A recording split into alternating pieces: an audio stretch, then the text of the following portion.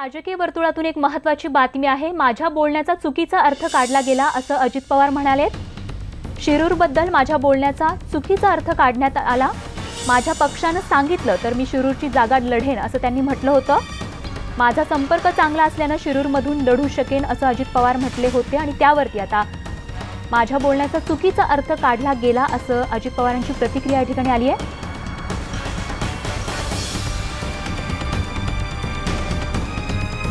शिरूरबद्दल मी जे बोललो त्या माझ्या बोलण्याचा चुकीचा अर्थ काढला गेला असं अजित पवारांनी म्हटलंय। तर नेमकं अजित पवार काय म्हणाले ते बघूया। शिरूरमधनं आपण त्याचा गैरअर्थ घेतलेला आहे। मी असं तिथं शिरूरमध्ये म्हणालेलो होतो। मी 91 साली राजकारणात आलो त्यावेळेस बारामती लोकसभा मतदारसंघात शिरूर आणि हवेली हे सगळा भाग होता।